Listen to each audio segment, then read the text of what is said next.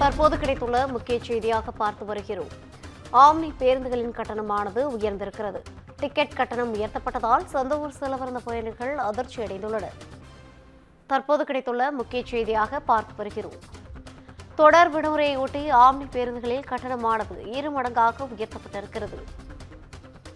Ticket கட்டண உயர்வால் பயணிகள் அதிர்ச்சி அடைந்திருக்கின்றனர். தொடர் விடுமுறையை ஒட்டி ஆம்னி பேருந்துகளின் கட்டணமானது 2 மடங்காக உயர்த்தப்பட்டிருக்கிறது.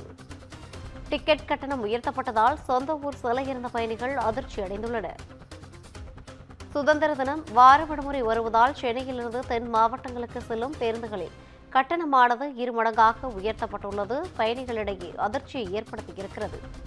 தொடர் விடுமுறையொட்டி ஆம்னி பேருந்துகளில் கட்டணம் 2 மடங்காக உயர்த்தப்பட்டிருக்கிறது.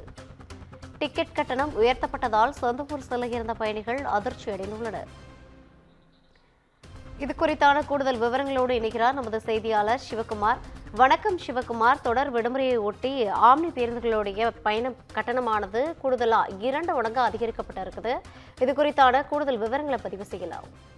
அதாவது சென்னையில வசிச்சு வரக்கூடிய தமிழகத்தின் பிற்பகுதி உட்பகுதியை சார்ந்தவங்க என்ன பண்ணுவாங்கன்னா, அந்த தொடர் வார விடுமுறை நாட்கள் அதே மாதிரி ஒரு 1-2 நாள் இந்த கவர்மெண்ட் லீவ் வந்தது அப்படின்னா அதோட சேர்த்து ஊருக்கு வந்துட்டு போறது வழக்கம். இதனை எடுத்து பாத்தீங்கன்னா சென்னையிலிருந்து ஆயிரக்கணக்கான பொதுமக்கள் இன்னைக்கு அவங்கவுங்க சொந்த ஊரான மதுரை, திருச்சி, வேலூர் உள்ளிட்ட பல்வேறு தமிழகத்துல பல்வேறு பகுதிகளில் வசிக்கிறவங்க இந்த வெள்ளி, சனி, ஞாயிறு 3 நாள் லீவு வருது அப்படி இருக்கிறதுனால அவங்க அந்த ஊருக்கு வருவாங்க. இதனை எடுத்து பாத்தீங்கன்னா தமிழகத்தில் உள்ள தனியார் பேருந்துகளின் கட்டணம் ஏறத்தாழ 200 மடங்கு அளவுக்கு உயர்த்தப்பட்டிருக்குது அப்படின்னே சொல்லலாம். உதாரணத்துக்கு சொல்ல போறதா இருந்தா 800 ரூபாய் அரசு முறையில கட்டணமாக வசூலிக்கப்படக்கூடிய ஊர்களுக்கு வந்து செல்லக்கூடிய பேருந்துகள்ல ஏறத்தாழ 2500 ரூபாய் வரையும், படுக்கை வசதி கொண்ட பேருந்துகள்ல ஏறத்தாழ 3000 ரூபாய் வரையும் வசூலிக்கப்பட்டு இருக்குது. உதாரணமா சொல்ல போறதா இருந்தா இப்ப நம்ம சென்னையில இருந்து மதுரை வர்றோம் அப்படின்னா அதிகபட்சம் அரசு பேருந்தோட கட்டணம் 600 ரூபாய் தான். ஆனா இந்த சந்தர்ப்பம் இந்த தொடர் வார விடுமுறையை பயன்படுத்தி இப்ப தற்போது என்ன பண்ணியிருக்காங்கன்னா, தனியார் பேருந்துகள்ல 2500 ரூபாய் வரை தற்போது அந்த கட்டணமானது நிர்ணயிக்கப்பட்டிருக்குது. அதாவது படுக்கை வசதி கொண்ட பேருந்துகள்ல உள்ள கட்டணங்கள் இதை விட அதிகமா இருக்கக்கூடிய ஒரு சூழ்நிலையில இருக்கை வசதி கொண்ட கட்டணமா உள்ளதுதான் நம்ம சொன்ன இந்த கட்டணத்தை நியமிச்சிருக்கிறாங்க. தனியார் பேருந்துகள்ல ஒரு அளவுக்கு மேல கட்டணம் வசூலிக்க கூடாது அப்படின்னு சொல்லி பலமுறை பொதுமக்கள் கோரிக்கை வைத்த நிலையிலையும் இந்த நிலையானது கடந்த பல வருடங்களாக தொடர்ந்துட்டு இருக்குது.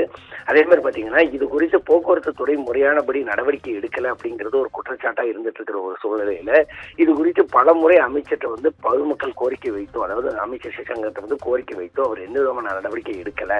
அவ்வப்போது அந்த மாதிரி பார்வையிடுறது கூட அதாவது இது குறித்து யாராவது கேள்வி எழுப்புறாங்கன்னா அரசு தரப்புல என்ன சொல்றாங்க அப்படின்னா, நாங்க உடனடியா பாக்குறோம், உடனடியா செய்யறோம், அந்த மாதிரி ஆதாரம் இருந்தா கொடுங்க அப்படின்னு சொல்றாங்க. ஆனால் ஒவ்வொரு முறையும் ஆன்லைன்ல பகிரங்கமாக தங்களுடைய பயண கட்டணத்தை அந்த தனியார் நிறுவனங்கள், பேருந்து நிறுவனங்கள் வெளியிட்டு இருக்க நிலையிலையும் தற்போது வரை அரசு தரப்புல எந்த விதமான நடவடிக்கை எடுக்காததால வெளியூர்ல இருந்து, அதாவது சென்னையிலிருந்து சொந்த ஊர்களுக்கு திரும்பக்கூடிய பொதுமக்கள் தற்போது அந்த பேருந்து கட்டண நிலையத்தை நினைத்து பலர் கேன்சல் செஞ்சுட்டு வர்ற சூழ்நிலையிலையும் அந்த கட்டணமானது உயர்த்தப்பட்டிருக்கிறது பலரை அதிர்ச்சியை ஏற்படுத்தி இருக்குது. ரவீனா,